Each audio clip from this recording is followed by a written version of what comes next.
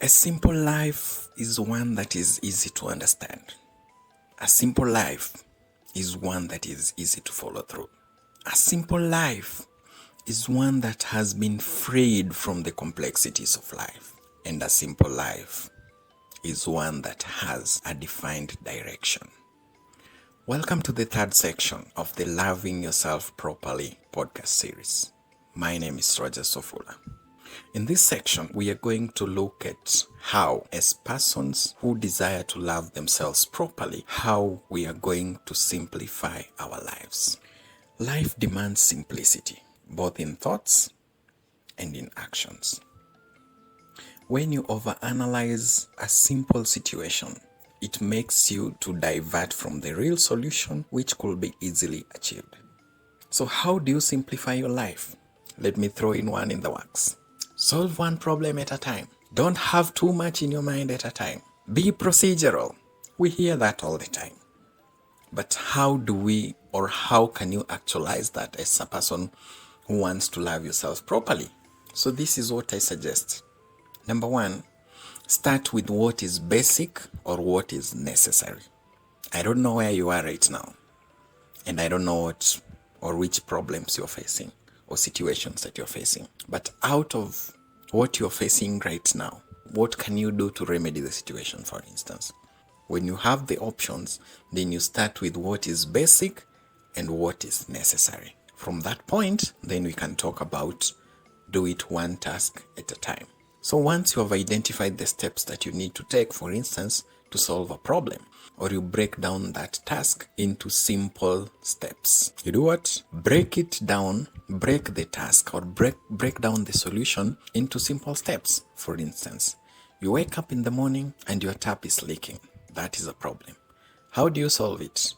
If you have the knowledge and the skill and the tools to repair it, well, you go ahead. What do? First of all, you turn off the main gate valve leading towards that tap, and then from there, you unloosen the bolts and exchange the tap, for instance, if you have a spare. But if you don't, you turn off the water so that you can stop the leakage. Then what do you do after turning off the water, because you can't stay without water all day long or all week long? You look for a plumber or someone who is skilled and knowledgeable who can come and help you to solve that problem.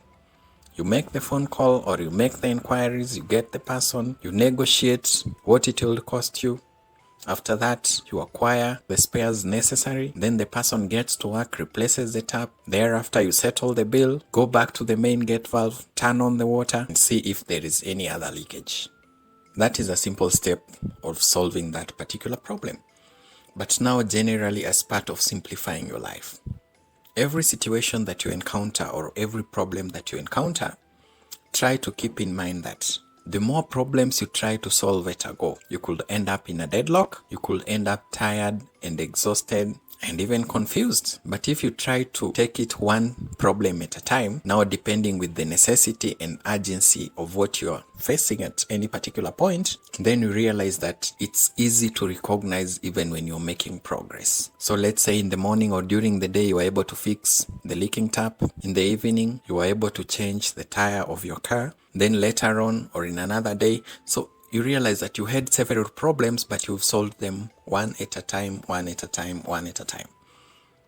What if you try to solve them all together? You may get overwhelmed and you end up not accomplishing either of them. And where does that leave you? Perhaps you'll be left feeling miserable. You'll be left feeling not so happy. Let me use that term. And even distressed because you are not able to accomplish the things that you set out to do. So what does that do to the person that is you? What does it do to your levels of self-confidence and self-concept? Self-confidence and self-efficacy, the belief that you have in your abilities to carry out what you need to do. What does it do? When you set out to do something and you don't really accomplish it, definitely it ends up being dented. So to avoid getting to that point, try to solve each problem at a time. And then how do you approach it? Once you've identified a solution, try to break that solution into simple steps, and then you work out the steps. And once you realize some level of accomplishment, no matter how small, don't let it go. Acknowledge it to yourself, and you can even celebrate yourself. Wow, I was able to fix that tap without calling a plumber. How does that make me feel? I feel so good. What does that do to your level of self-efficacy and self-confidence? It goes up the roof. And as a person, and generally as a person, you end up having a sustained feeling of accomplishment, fulfillment, and general happiness. So as a person who endeavors or who desires to love yourself properly, it is necessary that you simplify your life. I just used the analogy of a problem or problems and how to solve them. But life is all more than problems. So every situation that you find yourself in life, try to take things one at a time to avoid getting overwhelmed. So just to close, allow me to say this.